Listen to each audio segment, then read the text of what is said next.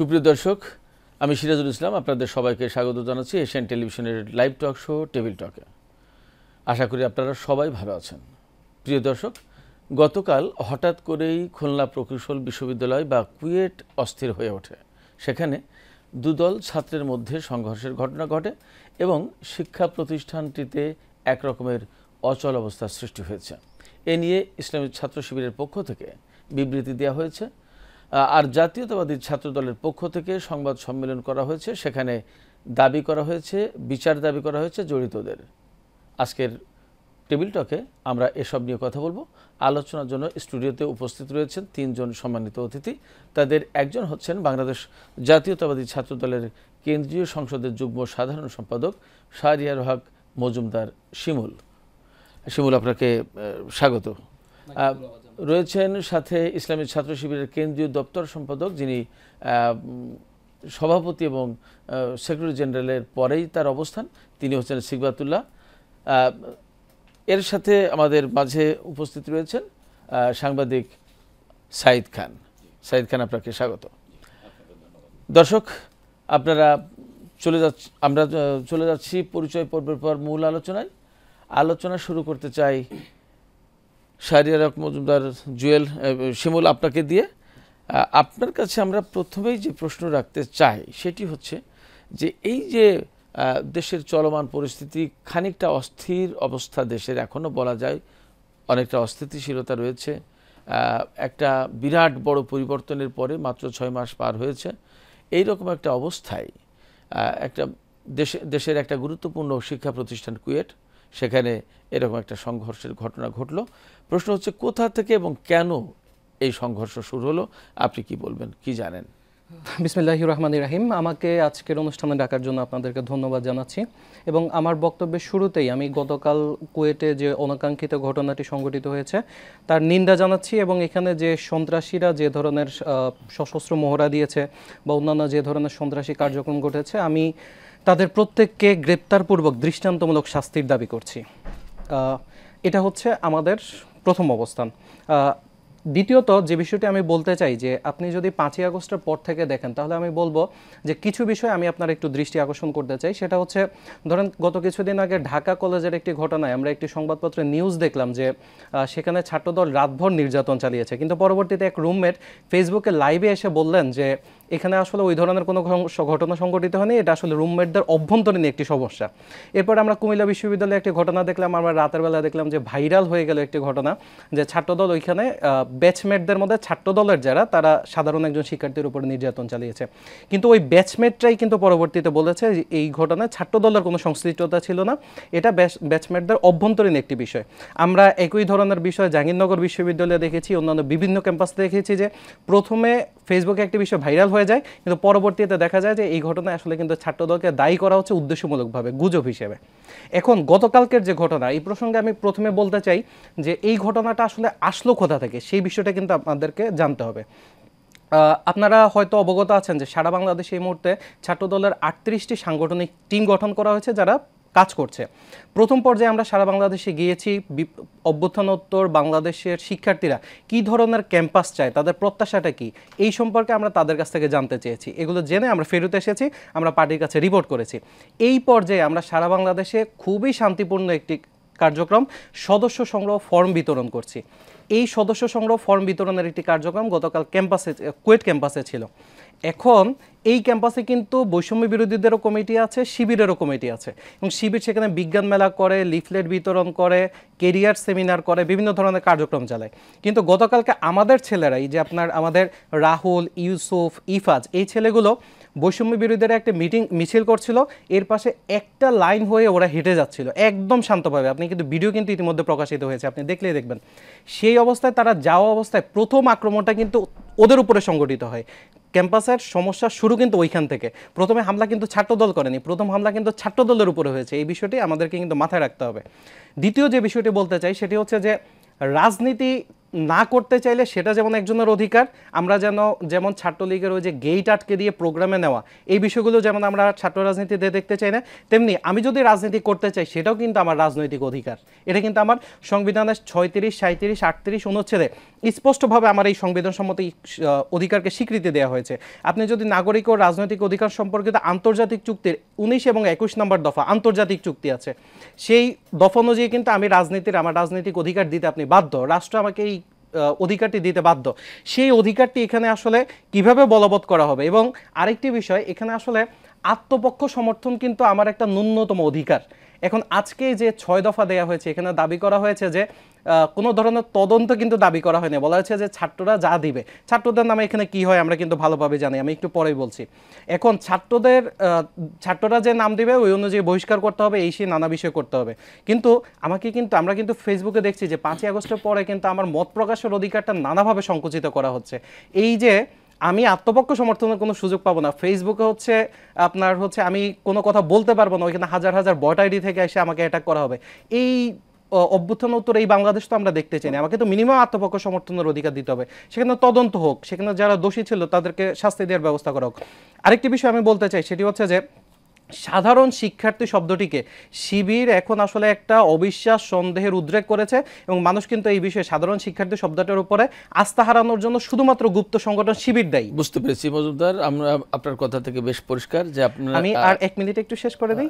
যে আমরা অতীতে দেখেছি যে তিতুমির কলেজে আপনি যদি দেখেন শিবিরের সেক্রেটারি, সে অতীতে তাদের কলেজের বিভিন্ন পেজে পোস্ট করেছে যে তারা এখানে কোনো ধরনের ছাত্র রাজনীতি চায় না। পরবর্তীতে যখন আপনার কমিটি প্রকাশিত হতো, আমরা দেখলাম যে সে ওই তিতুমির কলেজের শিবিরের সেক্রেটারি। ঢাকা বিশ্ববিদ্যালয়ের গত কমিটিতে যিনি শিবিরের ছাত্র আন্দোলন ও মানব সম্পদ উন্নয়ন বিষয়ক সম্পাদক ছিলেন মাজহারুল ইসলাম, তিনি এক সময়ে রাজুতে ছাত্র রাজনীতি নিষিদ্ধের দাবিতে আন্দোলন করেছেন। কমিটি প্রকাশের পরে আমরা দেখলাম যে সে আসলে শিবিরের সম্পাদক। আমরা বাগেরহাটের শিবিরের যে সভাপতি, তার ইতিহাস জানি, সে ছাত্রলীগের সাথে জড়িত ছিল, গোপালগঞ্জ বিজ্ঞান ও প্রযুক্তি বিশ্ববিদ্যালয়ে। আমরা আবার শুনবো আপনার কাছ থেকে ইসলামী ছাত্র শিবিরের দপ্তর সম্পাদক উপস্থিত আছেন, আপনি সিবগাতুল্লাহ, আপনার কাছ থেকে জানতে চাই মজুমদার শিমুল যেভাবে বলছিলেন এবং কুয়েটের যে ঘটনাটা ঘটেছে তাতে তার ভাষায় ছাত্রদল এখানে প্রথম ভিকটিম, এবং ছাত্রদলের উপরে সাধারণ শিক্ষার্থীদের ব্যানারে বা নামে হামলা করা হয়েছে। বিষয়টিতে আপনি কি জানেন, আপনি কি বলবেন, আপনি কিভাবে দেখছেন? জি, ধন্যবাদ এশিয়ান টিভি এবং আপনাকে। আসলে আমরা এমন একটা বাংলাদেশে আছি বর্তমানে, আমরা বলতে পারি যে আমরা আসলে এখন যে আমরা বৈশ্বিক জেনারেশন বলতে পারি, ঠিক আছে। এখন প্রত্যেকটা ঘটনার কিন্তু সবাই আসলে জানে ব্যাপারটা। আগে যেমন ছিল একটা যে শুধুমাত্র আমরা পত্রপত্রিকায় দেখতাম যে ঘটনাটি কি ঘটছে, চাইলেই আমরা বিষয়টাকে ম্যানিপুলেট করতে পারতাম। তো এখন মনে করেন যে খুলনা বিশ্ববিদ্যালয়ে ওই যে কি বলে কুয়েটে একটা ঘটনা ঘটে গেল।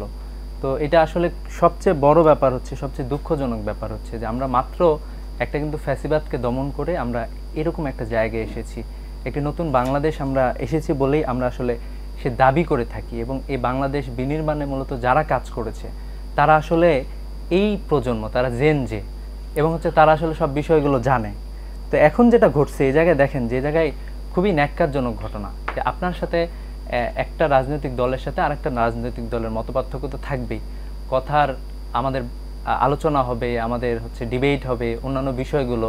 আমি যদি আমার আদর্শকে উপস্থাপন করতে পারি, কেউ আমার আদর্শ গ্রহণ করবে, অন্য কারো আদর্শ গ্রহণ করতে চাইলে অন্য কারো আদর্শ গ্রহণ করবে। কিন্তু দেখেন যে এই জায়গায় যেটা ঘটলো সেটা হলো যে ওনারা বলতেছেন যে বৈষম্যরা তাদেরকে হয়তো বা কিছু একটা বলছে, এরপরে একটা কিছু ঘটছে, এরকম যাই ঘটুক এটা কি আসলে জাস্টিফাইড যে যাই বলে একজন আরেকজনকে কিছু একটা বলছে, ফ্রেন্ডরাই বিশ্ববিদ্যালয়ে আপনি বাহির থেকে নিয়ে আসবেন ক্যাম্পাসে? যেটা 15 তারিখে ঢাকা বিশ্ববিদ্যালয় ক্যাম্পাসে ঘটেছিল, আমরা দেখেছি হামলা, দা দিয়ে কোপানো দেখেছি। এবং প্রথমে আমরা দেখলাম যে এটা হওয়ার পরে কিন্তু প্রথমে অস্বীকার করা হলো যে আসলে এটা কোনো কিছু ঘটে নাই, বরং এটা কি ছাত্রদলই আক্রান্ত হয়েছে। কিন্তু পরে দেখলাম যে এরপরে আবার আমরা দেখলাম যে ঢাকা বিশ্ববিদ্যালয়ের ছাত্রদল এটার প্রতিবাদে মিছিল করলো। কিন্তু পরবর্তীতে আবার আজকে আমরা দেখলাম যে এখানে দৌলতপুর থানা যুবদল সহসভাপতিকে বহিষ্কার করা হলো, মাহবুবুর রহমানকে। তো এই জন্য এইগুলো আসলে মানুষজন আসলে বুঝে যাচ্ছে যে আপনি প্রথমে এটা বলে দিতেন যে আমরা আসলে দুঃখ প্রকাশ করতেছি, অথবা এটা তো অবশ্যই তাদের বিচার হওয়া দরকার। এটা তো এরকম না যে শুধুমাত্র একটা রাজনৈতিক দল, আমার দলের কেউ যদি এরকম অপরাধের সাথে জড়িত থাকে, কেউ যদি এরকম, তাহলে আমরা তো চাবো যে তারও যাতে বিচার হয়। আমরা তো আসলে এই বাংলাদেশটাই মূলত চাই। তো এই জন্য আমার মনে হয় যে এই জায়গাটা থেকে ভাইদের মানে সবার আসলে সতর্ক হওয়া উচিত যে চাইলেই তো আমরা একজনকে আঘাত করতে পারি না, হামলা করতে পারি না। যেটা আমরা দেখলাম ফ্যাসিবাদের ভাষা তো এরকমই ছিল। তারা কিন্তু প্রত্যেকটা জায়গাতে বলছে যে সব জায়গায় হলো শিবির। সাধারণ শিক্ষার্থীরা কোটা চাইছে, কোটা বাতিল চাইছে। কোটা বাতিল কারা চাইছে? বাংলাদেশের যারা মেধাবী শিক্ষার্থী, যারা পড়াশোনা করে একটা ভালো চাকরি পাওয়ার কথা, তারা চাকরি পাচ্ছে না, তারাই তো এই দাবিটা জানাইছে। বলা হয়েছে যে এটা হলো শিবির। এই যে বিগত ফ্যাসিবাদী যে বয়ানটা ছিল, সেই বয়ানের চর্চায় যেন আমরা ছাত্র দলকে একই বয়ানে দেখতে পাচ্ছি। বুঝতে পেরেছি। এই জন্য আমার মনে হয় যে ভাইদের এই বিষয়গুলো পরিহার করে আপনারা যারা আছে আপনারা অ্যাকনোলেজ করেন এবং সেটা প্রথম থেকে এইটা করেন। প্রথমে একটু শাক দিয়ে মাছ ঢাকার চেষ্টা করে পরবর্তীতে আবার আপনারা স্বীকার করতেছেন যে হ্যাঁ এরা হামলার সাথে জড়িত, তাদেরকে আমরা মানে আমাদের দল থেকে বহিষ্কার করলাম। আমরা আসলে ওই বাংলাদেশটা চাই না যে কেউ কাউকে আঘাত করবে, কেউ কাউকে হামলা করবে, এটা যাতে না হয়। জি, বুঝতে পেরেছি আপনার বক্তব্য। সাংবাদিক সাইদ খান, আপনার কাছে আমার যে প্রশ্ন বা আমি যে আলোচনা আপনার কাছ থেকে শুনতে চাই সেটি হচ্ছে যে এই যে ঘটনাটা ঘটলো, এটা এমন একটা সময় ঘটেছে যখন বাংলাদেশ সত্যিই একটা খুব একটা স্পর্শকাতর সময় পার করছে এবং বাংলাদেশে অনেক বেশি গঠনমূলক রাজনীতি প্রয়োজন এবং এই রকমের সংঘাত সংঘর্ষের রাজনীতি একেবারেই পরিহার করা দরকার। সেরকম একটা সময় ঘটনা ঘটেছে। এই জায়গায় আপনি কিভাবে দেখছেন এই ঘটনাকে এবং এই ঘটনাটা না ঘটলে কি হতে পারতো, বা যদি প্রশ্ন করি এই ঘটনাটা কি খুব জরুরি ছিল, অপরিহার্য ছিল? এই ধরনের ঘটনা ঘটা কখনোই অপরিহার্য না, কাঙ্ক্ষিত না, জরুরি না, তারপরেও ঘটে গেছে। না হলে কি হতো, কিভাবে দেখেন? সিরাজ ভাই, আপনাকে এবং এশিয়ান টিভির যারা দর্শক হয়েছেন আপনাদেরকেও ধন্যবাদ। গতকালকে কুয়েট ক্যাম্পাসে যে ঘটনাটি ঘটল সেটি আসলেই রাজনৈতিক কোনো পক্ষই সমর্থন করে না, আমিও একজন সাধারণ নাগরিক হিসেবে আমিও সমর্থন করি না। কিন্তু আসলে আমরা একটি ঘটনা ঘটবার পরে সেটির ব্যাখ্যা বিশ্লেষণ করি, কিন্তু আসলে ঘটনাগুলো যখন ঘটবেই এরকম কিন্তু সিমটম আগেই দেখা যায়, দৃশ্যমান হয়ে আসছিল। কিন্তু লাস্ট 2 মান্থস কিন্তু এ ধরনের সিমটম দেখা যাচ্ছিল রাজনৈতিক ময়দানে বা রাজনীতিতে। তো সেই জায়গায় যখন রাষ্ট্র কার্যকর উদ্যোগ নেয়নি, এর দায়ভার আংশিক কিন্তু রাষ্ট্র উদ্যোগ না নেবার কারণে এটি আজকে এই পরিণতিতে গড়ালো। এবং আমার যেটা মনে হয় এবং আমি যেটা অনুমান করছি বা সন্দেহ করছি সেটি হচ্ছে এই যে ক্রাইসিস বা এই যে সংঘাত এটি আরও বেড়ে যাবে যদি এখনই এটিকে নিয়ন্ত্রণ করা না হয়। যেমন এখানে আমার বাম দিকে ছাত্রদলের একজন পদস্থ নেতা এবং ডান দিকে ছাত্র শিবিরের একজন পদস্থ নেতা, তারা তাদের নিজ নিজ দলের অবস্থান থেকে ক্লারিফাই করবার চেষ্টা করেছেন, এক ধরনের জাস্টিফিকেশান দিয়েছেন। কিন্তু আমি যদি সাদা চোখে বলি, আমাদের জুলাই গণ অভ্যুত্থান বলেন আর বিপ্লব বলেন, এর মূল লক্ষ্য ছিল আমি ভালো নেই কথাটি নিঃসংকোচে বলতে পারার জন্য, এই অধিকারটুকু ফেরত পাবার জন্য। গত 15 বছর ধরে যে ফ্যাসিবাদ, রাষ্ট্রের সাথে নাগরিকের যে সম্পর্ক, যে ব্রিজটা ভেঙে দিয়েছিল, সেই ব্রিজটা পুনঃপ্রতিষ্ঠা করা, তার মানে কিন্তু ঘুরে ফিরে আমার রাজনৈতিক অধিকার প্রতিষ্ঠা করা। এবং রাজনীতি কে করবে এরও ব্যাখ্যা কিন্তু সংবিধান দিয়ে দিয়েছে। রাষ্ট্রের রাজনীতি করবে হচ্ছে নাগরিকরা। নাগরিককে যার বয়স 18, সে শিক্ষক হতে পারে, সে শ্রমিক হতে পারে, সে আপনার মতো আমার মতো এই পেশার মানুষও হতে পারে, সাংবাদিক হতে পারে, নানান কিছু হতে পারে। সুতরাং সংবিধান যে জায়গায় অধিকার দিয়েছে সেই জায়গায় ছাত্র রাজনীতির যে জায়গাটি নিয়ে আলোচনা হচ্ছে, সেই জায়গাটি যদি সংবিধান এইখানে সংশোধন না করে যে আসলেই ছাত্ররা রাজনীতি করতে পারবে না, সেক্ষেত্রে এই ধরনের ক্যাম্পাস কেন্দ্রিক ব্যারিকেড দিয়ে আসলে ছাত্র রাজনীতি বন্ধ করা সম্ভব নয়। সেকেন্ড সেটি হচ্ছে যে আপনি বলছেন যে এই পরিস্থিতিতে বহিরাগত বা ক্যাম্পাসের ভেতরে, আমরা পরিষ্কার ভিডিওতে দেখেছি যেটা সিবগাত অত্যন্ত যৌক্তিক একটা পয়েন্ট তুলে ধরেছেন যে এখন বিশ্বায়নের যুগ, কোনো কিছুই আড়ালে আবডালে করার সুযোগ নেই। তেমনি আমরা কিন্তু ভিডিও ফুটেজ দেখলাম গতকালকে, ছাত্র শিবির কিন্তু এর আগে সভা সমাবেশ সেখানে করেছে, ছাত্রদলও কিন্তু প্রসেশন করেনি এমন না। এবং বৈষম্য বিরোধী ছাত্র যাদেরকে বলা হচ্ছে বা সাধারণ মোড়কে যে ছাত্ররা রয়েছে, তারা কতটুকু সাধারণ সেটি কিন্তু গত 3-4 মাস ধরে প্রকট হয়ে উঠছে। সাধারণকে, আমার ছেলে যখন স্কুলে পড়ে সে কি সাধারণ? সে যদি মিছিলে যায় সে কি সাধারণ? আমি রাজনীতি করি না তার মানে কি আমি রাজনীতির বাইরে? আমি রাজনীতি করি না এই কথাটি চূড়ান্ত লেভেলের রাজনৈতিক বক্তব্য। ক্যাম্পাসে রাজনীতি চাই না মানে ভিন্ন টাইপের কোনো রাজনীতির আমি প্রত্যাশা করি, এটিও অসম্ভব রকমের চিরসত্য একটি রাজনৈতিক বক্তব্য যে ক্যাম্পাসে রাজনীতি চাই না।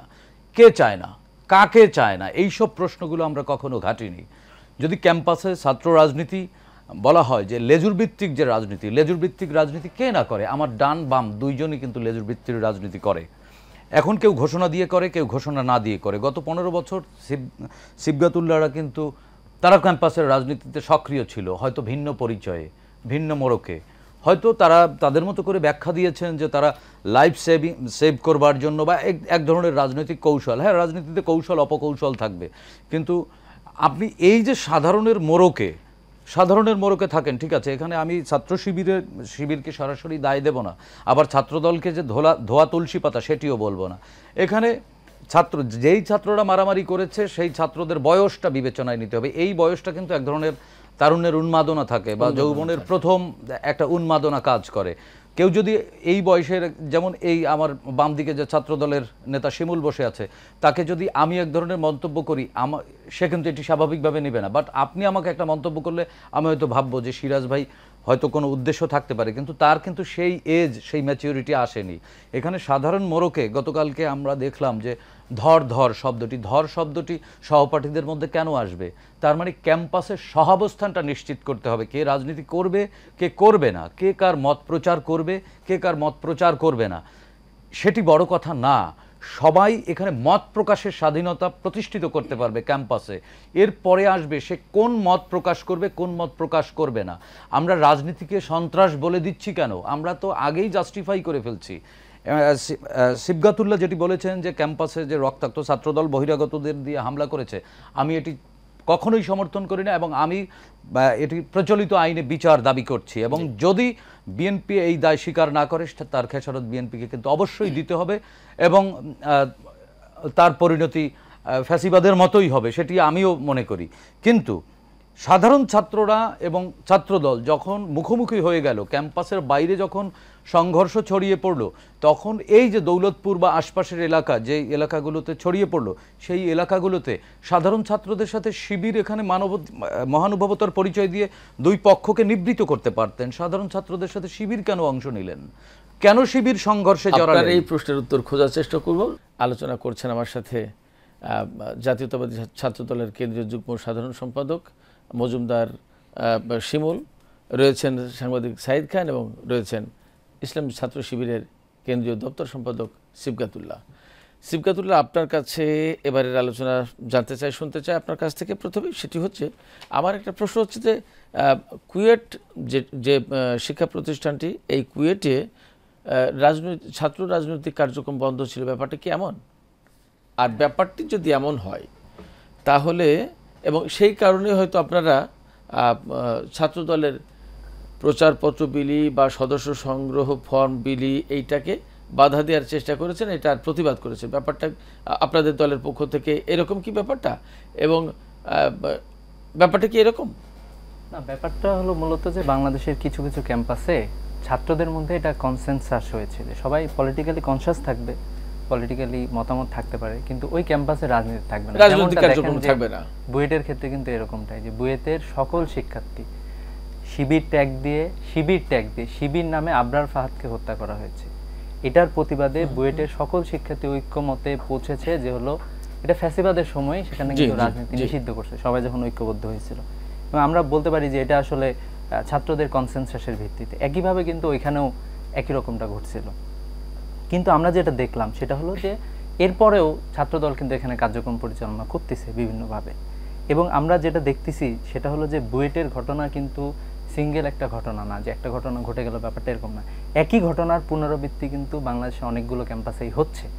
যেমনটা আপনি দেখেন যে বুয়েটে যে ঘটনাটা ঘটলে এর প্রতিবাদে ঢাকা বিশ্ববিদ্যালয়ে কিন্তু ছাত্রদলের মিছিল হয়েছে, এবং এইটাতে আশপাশের বিভিন্ন কলেজ থেকে, আশপাশের বিভিন্ন জায়গা থেকে অনেক ধরনের টোকাইকেও ক্যাম্পাসে কিন্তু ঢুকানো হয়েছিল।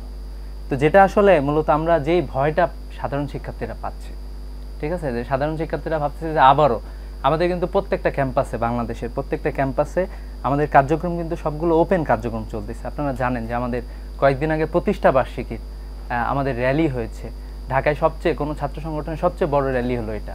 ঢাকা বিশ্ববিদ্যালয়ের কেন্দ্রীয় মসজিদ থেকে শুরু করে পল্টন পর্যন্ত গিয়েছে। কিন্তু আপনি দেখবেন যে এর পূর্বেও 2023 সালেও আওয়ামী লীগের বিরুদ্ধে কিন্তু আমরা রাজপথে ছিলাম। আপনি প্রত্যেকটা মিছিল এবং মিটিং, আমার প্রশ্ন ছিল খুব সেখানে কিন্তু সবচেয়ে বেশি অংশগ্রহণ রয়েছে। কিন্তু এখন দেখেন যে সাধারণ শিক্ষার্থীরা তাদের যৌক্তিক দাবি নিয়ে তারা মূলত কাজ করতেছে, এবং সাধারণ শিক্ষার্থীরা এখন আপনি দেখবেন যে দে আর ভেরি মাচ এম্পাওয়ার্ড, তারা হচ্ছে একটা বিপ্লব করেছে, তারা বিপ্লব করেছে এবং তারা বাধ্য করেছে শেখ হাসিনার মতো একজন ফ্যাসিস্ট শাসকের পতন ঘটাইতে। কিন্তু এখন দেখেন যে আমাদের ছাত্রদলের বন্ধুরা ভাবতেছে যে এটা হয়তো অন্য কোনো দল করতেছে। সাধারণ শিক্ষার্থীদের মতামতকে আপনি অন্য কোনো দলের বলে আপনি এটাকে আবারও এটাকে প্রতিহত করবেন, আমার মনে হচ্ছে যে ওই একই ফ্যাসিবাদের বয়ানের মধ্যে কিন্তু ছাত্রদলের বন্ধুরা। আমার প্রশ্ন ছিল, আমরা যেটা চেয়েছিলাম যে বাংলাদেশের রাজনৈতিক কালচারের পরিবর্তন হবে। ইসলামী ছাত্র শিবির কিন্তু সে লক্ষ্যে কাজ করে যাচ্ছে। আপনি দেখবেন যে ইসলামী ছাত্র শিবির কিন্তু প্রথমেই তেমন কোনো আমরা প্রোগ্রাম করেছি, দেখেন আমরা কি প্রোগ্রাম করেছি, জুলাই বিপ্লবের আলোকচিত্র প্রদর্শন, এবং আপনি দেখবেন যে কত ইনক্লুসিভ প্রোগ্রাম, ওইখানে কাউকে বাদ দেওয়া হয় না। ছাত্রদলের যে শহীদ হয়েছে তাকেও কিন্তু ওইখানে স্থান দেওয়া হয়েছে। এরপর আমরা করেছি সায়েন্স ফেস্ট, যেখানে বাংলাদেশের সকল শিক্ষার্থী আমরা চেয়েছিলাম যে ওইটাতেই মূলত যাবে। কিন্তু আজকে কিন্তু আমরা দেখলাম যে তা আপনারা বলতেছেন যে এটা এখন একজন শিক্ষার্থী তার যৌক্তিক দাবি সে উত্থাপন করতে পারে, যৌক্তিক দাবি উত্থাপন করলে আপনারা তাকে বলবেন যে আপনি শিবির, তাহলে তো সেটা অন্য হবে। আমি যেটা আপনার কাছ থেকে যেটা পরিষ্কার মনে হচ্ছে, আমি সিবগাতুল্লাহ আপনার কাছ থেকে যেটা, ওখানে কিন্তু শিবিরের কেউ ছিল না। আপনি দেখেন যে ছাত্র, না আমি সেই প্রশ্ন চাইনি, আমি যেটা জানতে চাইছি আপনার কাছ থেকে সেটি হচ্ছে যে ওই প্রতিষ্ঠানের রাজনৈতিক কার্যক্রম বন্ধ ছিল, ব্যাপারটা তো এই। সেই জায়গায় প্রশ্ন হচ্ছে যে ছাত্রদলের লোকজন সেখানে সদস্য সংগ্রহ ফর্ম বিতরণ করেছে, এই তো? হ্যাঁ। আচ্ছা, এখানে বাধা দিল কারা?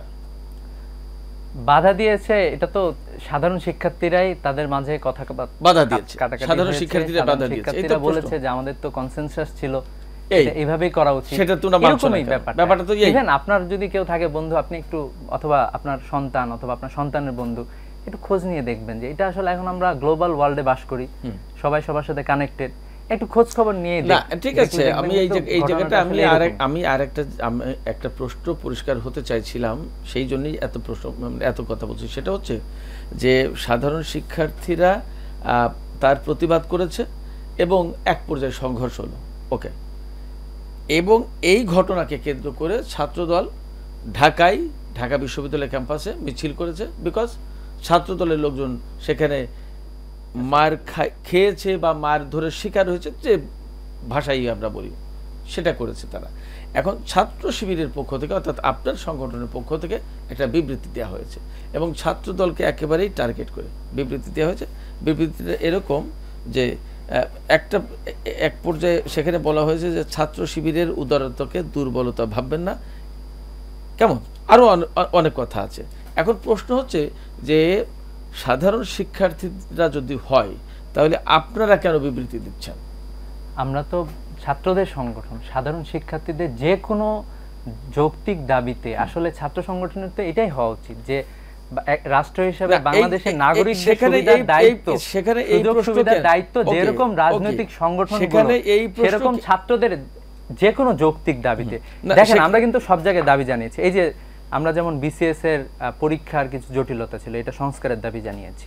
এরপরে বিশ্ববিদ্যালয়ে ভর্তি পরীক্ষায় শিক্ষার্থীরা এই যে বঞ্চনার শিকার হচ্ছে, শিক্ষা আমার মৌলিক অধিকার, এরপরেও আমাকে প্রত্যেকটা ক্যাম্পাসে টাকা দিয়ে ভর্তি হওয়ার জন্য কাজ করতে হচ্ছে, আমরা কিন্তু এটারও প্রতিবাদ জানিয়েছি। তো এই জন্য আমরা ছাত্রদের প্রত্যেক যৌক্তিক দাবিতে ইসলামী ছাত্র শিবির ছাত্রদের সাথেই, এটা খুবই ভালো একটা বিষয় যে ছাত্রদের যৌক্তিক দাবিতে ছাত্র শিবির পাশে থাকছে, এবং আমরা অ্যাপ্রিশিয়েট করি যদি ছাত্রদলও ভালো কোনো কিছু করে, আমরা তাদেরকে অ্যাপ্রিশিয়েট করি যে আপনারা করেন, আমরা সবাই মিলে দেশের জন্য দেশটাকে এগিয়ে নিয়ে যাই। হ্যাঁ অবশ্যই, আমিও বা আজকের আলোচনায় সবার একই কথা, এবং এই কথার বাইরে আসলে এই মুহূর্তে বাংলাদেশে যাওয়া বা ভাবার বা অবস্থানের সুযোগ কম, বা ওই সুযোগ কেউ চাইছেও না, যে এই বাংলাদেশটাকে গঠন করতে হবে এবং ঐক্যমতের ভিত্তিতে, এবং একতাবদ্ধ হয়ে ফ্যাসিবাদ বিরোধী আন্দোলন যেটা হয়েছিল তার মূল সুর ছিল এটা। তো আমার প্রশ্ন হচ্ছে যে এই যে ছাত্র শিবির সাধারণ শিক্ষার্থীদের পাশে থাকবে, এটা খুবই ভালো একটা লক্ষ্য, ভালো চিন্তা, ভালো পরিকল্পনা, বিরাট বড় একটা অবস্থান। প্রশ্ন হচ্ছে যে ছাত্র শিবিরের উদারতাকে দুর্বলতা ভাববেন না, এই এই এই কথাটা কেন আসছে এখানে ছাত্র দলকে লক্ষ্য করে যখন এই বিবৃতি দেওয়া হচ্ছে? দেখেন তখন এখানে তো আপনারা কি আলটিমেটলি তাহলে একটা পক্ষ হয়ে গেলেন না? না না না, আমরা সাধারণ শিক্ষার্থীদের পক্ষে। যে দেখেন, আমি যদি আপনি বিভিন্ন পত্রিকার যদি আপনি দেখেন, আমি আপনাকে শুধুমাত্র জানুয়ারি মাসের 131টা পত্রিকায় আমি দেখাবো ছাত্রদল কিভাবে সাধারণ শিক্ষার্থীদের বিরুদ্ধে অবস্থান গ্রহণ করেছে, কিভাবে চাঁদাবাজি করেছে, কিভাবে অন্যান্য জায়গায়। ছাত্রদলের মধ্যে কেউ হয়তো বা ভালো থাকতে পারেন, কিন্তু এই যে বারবার বিভিন্ন জায়গায় আমরা অতীতের রাজনীতিরই কিন্তু একটা হচ্ছে চিত্র আমরা দেখতে পাচ্ছি, মূলত একটা ফ্যাসিবাদী বয়ান, যে এখন আজকে শিবির বলে শিবিরকে মারতেছে, কালকে শিবির বলে সাধারণ শিক্ষার্থীদেরকে মারতেছে, শিবির বলে অন্য দলকে মারা কি জায়েজ আছে? অন্য দলকে কোপানো কি জায়েজ আছে? কাউকে হত্যা করা কি জায়েজ আছে? বুঝতে পেরেছি আপনার কথা। এই আলোচনার এই প্রশ্নের জবাব আপনি এই প্রশ্নের জবাবে আপনি কি বলবেন? আর সাংবাদিক সাইদ খান, আপনি প্রশ্ন একটা রেখেছিলেন, সেই প্রশ্নের জবাব আমরাও শুনবো। জি, আমি প্রথমে যে বিষয়টি বলতে চাই যে সিবগাতুল্লাহ যেটা বলেছে যে আমরা হচ্ছে হামলাকে নানাভাবে জাস্টিফাই করার চেষ্টা করছি, আসলে আমরা কিন্তু জাস্টিফাই করার, আমি আমার বক্তব্যের শুরুতেই বলেছি যে গতকালের হামলায় যারা সন্ত্রাসী হিসেবে জড়িত ছিল, যাদের হাতে অস্ত্র ছিল, আমি গতকালও একটা টকশোতে দাবি করেছি যে এই ক্যাম্পাসটা নিশ্চয়ই পুরোটাই সিসিটিভি ক্যামেরার আওতাধীন। আমরা চাই যে এই সিসি ক্যামেরার ফুটেজগুলো প্রকাশ করা হোক এবং যারা যারা দায়ী তাদের প্রত্যেককে আজকের মধ্যে গ্রেফতার করে তাদের দৃষ্টান্তমূলক শাস্তি নিশ্চিত করা। এবং আপনাদের পক্ষ থেকে একটা পদক্ষেপ নেওয়া হয়েছে, হ্যাঁ, আমাদের একজন ব্যক্তিকে অন্তত আমার জানা মতে এখন যিনি আইডেন্টিফাই করা গেছে তাকে বহিষ্কার করা হয়েছে। ছাত্রদল কিন্তু বারবারই, আপনি যদি অভ্যুত্থান পরবর্তী সময়ে দেখেন যে ছাত্রদল ইতিমধ্যে কয়েকশো বহিষ্কারের ঘটনা আছে। আমরা কিন্তু দায় নিচ্ছি, আমরা কিন্তু দায় অস্বীকারের রাজনীতি করছি না, কিন্তু শিবিরের বিরুদ্ধে যে অভিযোগগুলো আসছে আমরা কখনো কিন্তু দেখি না যে শিবির কাউকে বহিষ্কার করে বা সাংগঠনিক শাস্তির ব্যবস্থা নেয়। খুবই ক্ষুদ্র অবস্থান, খুবই কেউ যদি কাউকে হার্ট করে খুবই এরকম আপনি একটা এভিডেন্স দেখান, তাহলে আমি ব্যবস্থা করব। আমরা কেউ যদি কাউকে আঘাত করছে অথবা আক্রমণ করছে, আপনি যদি দেখেন যে এই ছাত্র রাজনীতির, আপনি যদি অতীতে দেখেন, আপনি রাজশাহী বিশ্ববিদ্যালয় বা চট্টগ্রাম বিশ্ববিদ্যালয়ে অতীতে শিবির কিভাবে রক কাটার রাজনীতি করেছে, সন্ত্রাসের রাজনীতি করেছে, আমরা প্রত্যেককে সময় পাবো। আমরা যেহেতু নতুন ধারার রাজনীতির কথা বলতে চাই, আমরা এই রাজনীতিটা টকশোতেও করি যে কেউ কারো, আমি 24 পরবর্তী বলছি, আমরা এই রাজনীতি কাউকে এই নতুন রাজনৈতিক বন্দোবস্তটাও কায়েম করি যে আমরা টকশোতে কেউ কারো বক্তব্যের সময় কথা বলবো না। আচ্ছা, এখন হচ্ছে আপনার রাজশাহী বিশ্ববিদ্যালয় বা চবির ইতিহাস কিন্তু সবাই জানে, এবং এখনও আপনি যদি চট্টগ্রাম কলেজ অথবা মহসিন কলেজে গিয়ে শিবিরের বিরুদ্ধে অথবা মৌদুদিকে নিয়ে, আপনার গোলাম আজমকে নিয়ে কথা বলে ওই কলেজ থেকে কিন্তু আপনি বের হয়ে আসতে পারবেন না। শিবিরের ছদ্মবেশে আপনার হচ্ছে এখানে নানান সাধারণ শিক্ষার্থী শব্দটাকে তারা এক ধরনের কোনো কোনো ক্ষেত্রে ভৎসনা শব্দ পরিণত করে ফেলছে। এটার জন্য শুধুমাত্র শিবির দেয়, এটার জন্য কিন্তু সাধারণ শিক্ষার্থীরা দেয় না। এখন আপনি এই যে সিবগাতুল্লাহ বলল যে তারা র্যালি করেছে, একটা র্যালির কথা বলে, শিবির কিভাবে এই বিষয়গুলোকে হিপোক্রেসির জায়গাতে কিভাবে নিয়ে গেছে এটা আমি বলি। তারা কিন্তু গত 16 ডিসেম্বরে একটা বিজয় র্যালি করেছে।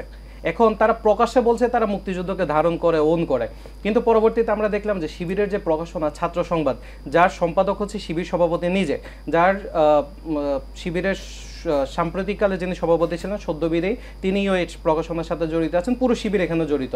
সেই প্রকাশনায় যে ধরনের ধৃষ্টতা প্রদর্শন করা হয়েছে, মুক্তিযুদ্ধকে অপমান করার চেষ্টা করা হয়েছে, মুক্তিযোদ্ধাদের সম্পর্কে কটূক্তি করা হয়েছে, এবং আহমেদ আফগানি যিনি এই টপিকে এই বিষয়ে লেখক ছিলেন, সে কিন্তু কোনো ধরনের ক্ষমা চায়নি, সে কিন্তু ফেসবুকে এই বিষয়টাকে অন করে আবার বক্তব্য দিয়েছে।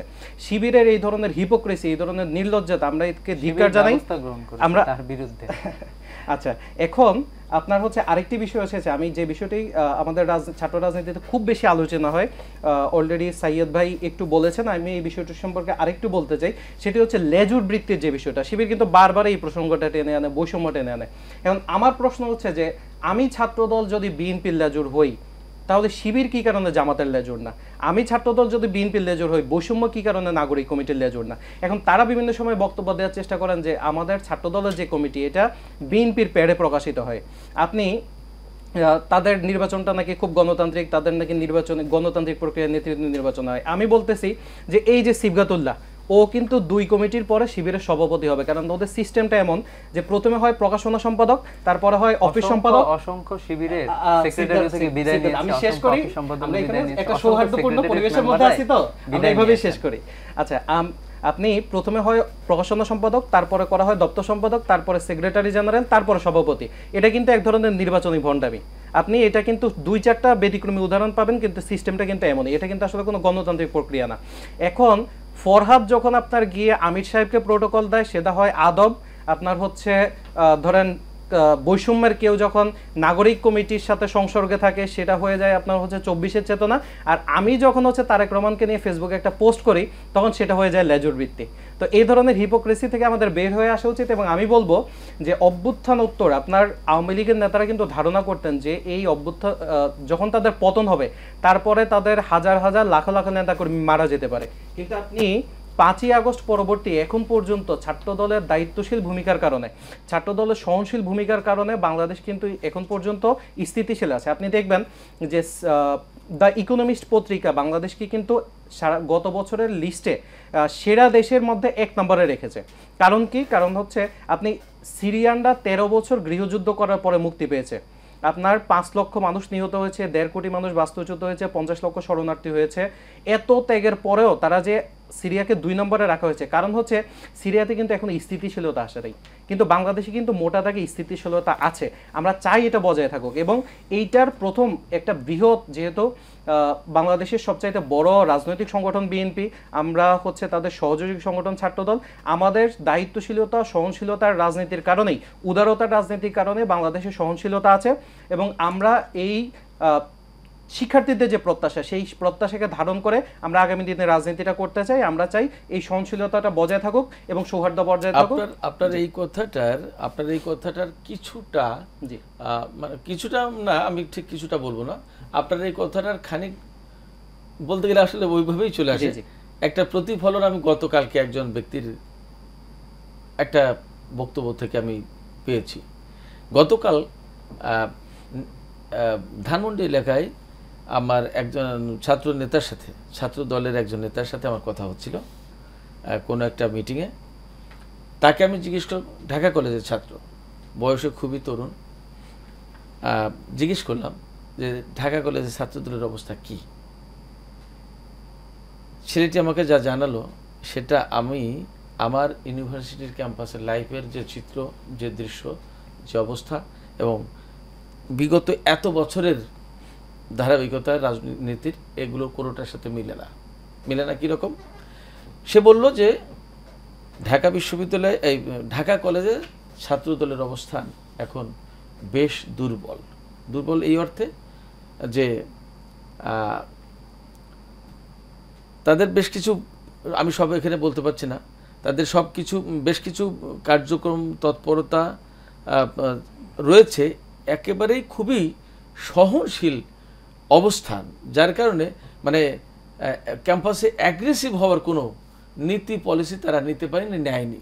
যার কারণে সাধারণ ছাত্রছাত্রীদের ব্যানারে যা হওয়ার সেটা একরকমের ঘটছে, সেই জায়গায় বরং অনেকটা কোণঠাসা ছাত্রদল। অথচ ছাত্রদলকে আমি ঢাকা বিশ্ববিদ্যালয়ে পড়ার সময় দেখেছি, তখন আমাদের সময় সম্ভবত 14টা হল ছিল ঢাকা বিশ্ববিদ্যালয়ে, তার 2টা হলে হাসিনাপন্থী ছাত্রলীগ ছিল, একটা হলে মন্টু ছাত্রলীগ, মন্টু গ্রুপ, যেটা মোস্তফা মহসিন মন্টুর অনুসারী গ্রুপ, জহুরুল হক, এই ছিল।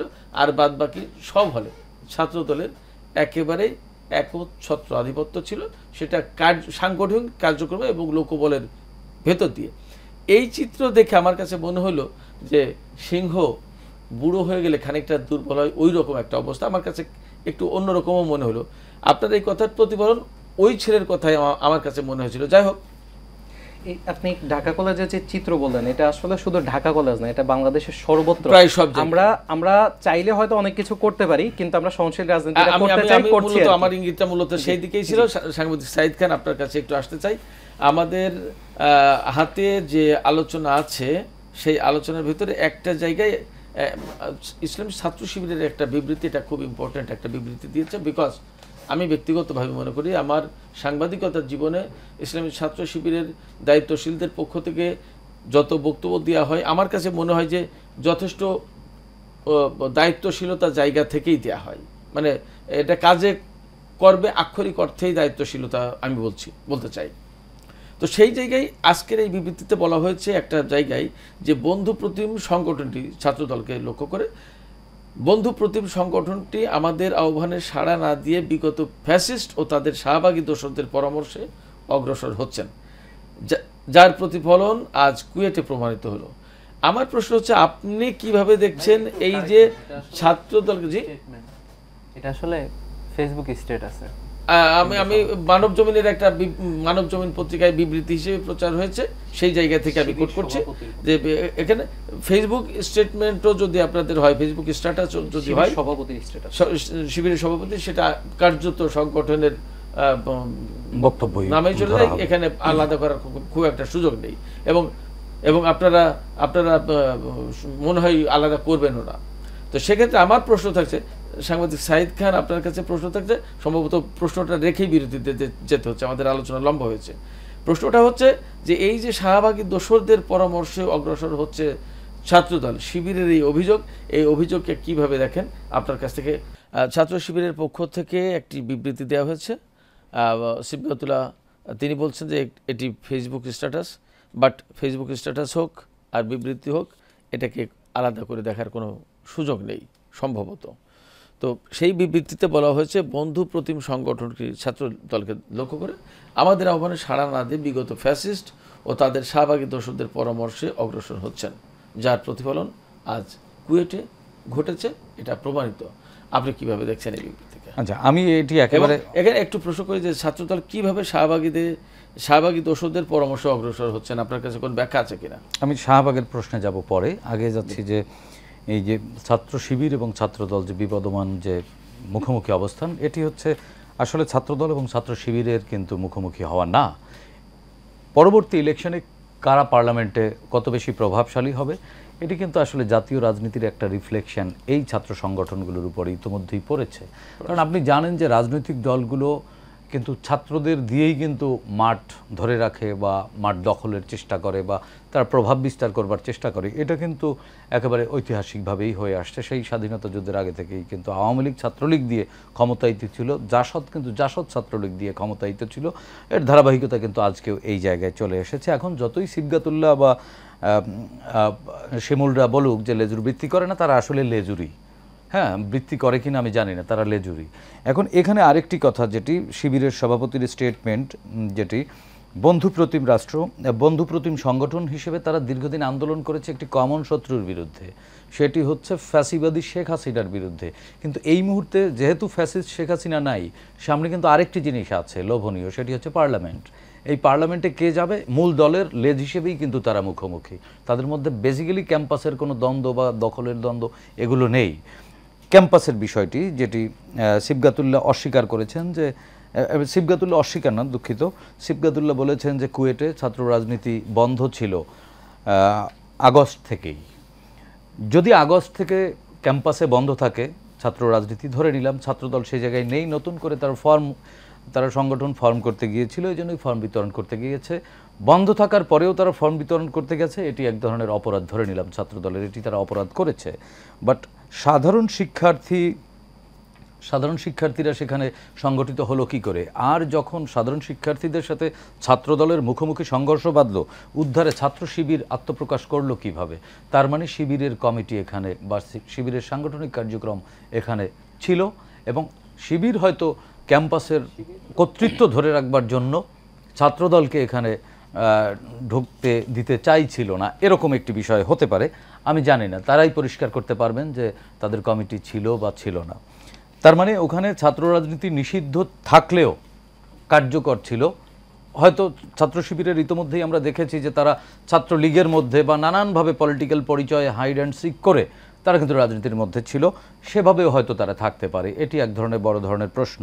তো সেক্ষেত্রে আমরা গতকালকে যে হামলায় দেখলাম, সেখানে কিন্তু সিবগাতুল্লাহ স্বীকার করেছে তারা সাধারণ ছাত্রদের রক্ষা করবার জন্য পাশে গিয়ে দাঁড়িয়েছে। সেই সাধারণ শিক্ষার্থীর মোড়কে যারা গিয়েছে তাদের হাতেও কিন্তু লাঠিসোঁটা আমরা দেখেছি। তার মানে কি রক্ষা করার জন্য লাঠিসোঁটা লাগে? হ্যাঁ, তো এটি একটি বড় প্রশ্ন, নাগরিক কোশ্চেন, সাধারণ নাগরিকের জিজ্ঞাসা।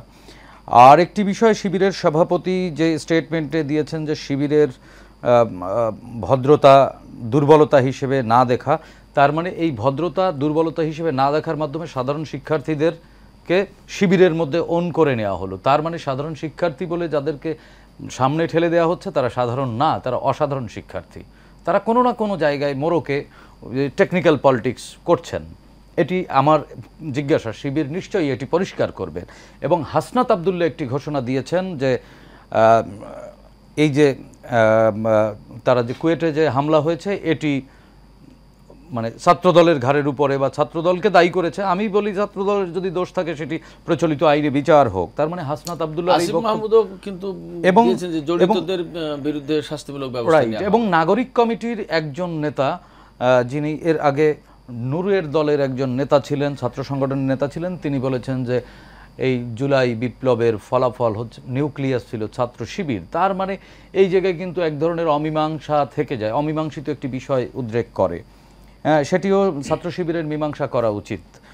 আর সর্বশেষ প্রশ্ন কোনটি যেন ছিল আপনার? শাহবাগ।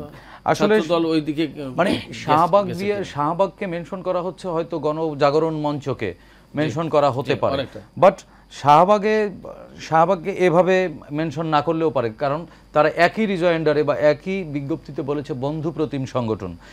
যদি বন্ধু প্রতিম সংগঠন হয়, এবং জুলাই আন্দোলনে কিন্তু বাম ছাত্র সংগঠনেরও অনেক নেতাকে আমরা দেখেছি সক্রিয় ভূমিকা পালন করতে, সেক্ষেত্রে ছাত্র ইউনিয়নের যিনি সভাপতি আছেন ঢাকা বিশ্ববিদ্যালয়ের, তিনি একেবারে প্রকাশ্যে ভূমিকা রেখেছেন, এবং কিন্তু পরবর্তীতে দেখেছি সেও কিন্তু এই সাধারণ শিক্ষার্থীদের তোপের মুখে পড়তে হয়েছে। মেঘমল্লার বসু, আমি নামটি ভুলে গিয়েছিলাম, আমি শেষ করে দেব। সেটি হচ্ছে, তার মানে কি এই গণ অভ্যুত্থানের কর্তৃত্ব বা কৃতিত্ব একক করবার কোনো অপচেষ্টা নেই তো? তাহলে এই শাহবাগের যে বামপন্থীদেরকে মেনশন করা হচ্ছে তাদেরকে কেন সরিয়ে দেওয়া হচ্ছে? ছাত্রদলকে কেন, ছাত্রদল বা নিজেরা কেন মবের মধ্যে পড়ছেন? প্রত্যেককে মব জাস্টিসের মধ্যে ফেলে দিচ্ছে। আমি সন্দেহ পোষণ করছি সিরাজ ভাই, এখানে পতিত ফ্যাসিস্টের যে দোসররা রয়েছে তারা নানানভাবে হুইস পার করছে, এবং প্রতিবেশী একটি রাষ্ট্রের কিন্তু গভীর ষড়যন্ত্র রয়েছে বাংলাদেশের রাজনীতিকে বিরাজনীতিকরণের পথে ঠেলে দেওয়ার জন্য। আমি বলবো যে আপনার এই সন্দেহ অমূলক প্রমাণিত হোক এবং প্রকৃত পক্ষেই ভালোর দিকে যাক।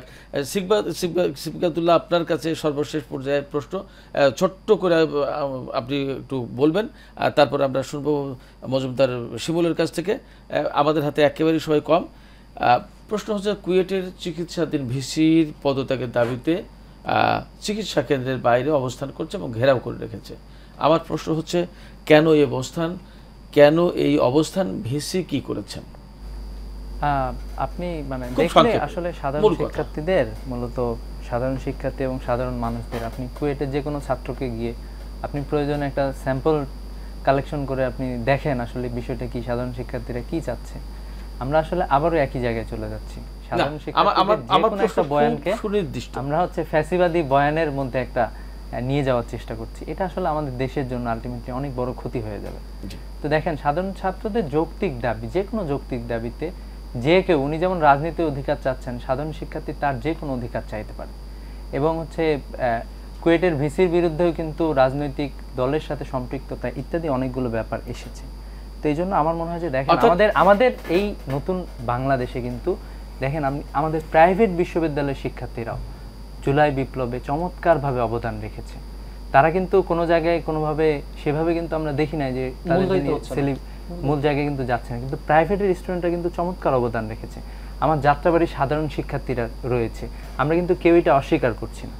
আমরা এটাই চাচ্ছি, সত্যটা উঠে আসুক এবং আমরা নতুন এক বাংলাদেশ। না সিবগাত, এখানে পাশ কাটাবার সুযোগ নেই, টু দি পয়েন্টে আপনার কথা বলা উচিত, প্রতিষ্ঠিত হোক। আমরা এজ এ হোল কথা বলা উচিত। আমি 10 সেকেন্ড সময় নিতে চাই সিরাজ ভাই। সেটি হচ্ছে যে এই যে যত বিবাদমান যে দ্বন্দ্ব দেখা যাচ্ছে, এটি আসলে ষড়যন্ত্রই। আমি একেবারেই পরিষ্কার করে বলছি, এটি ষড়যন্ত্র, এটি প্রতিবেশীর ষড়যন্ত্র, এটি পতিত ফ্যাসিস্টের ষড়যন্ত্র।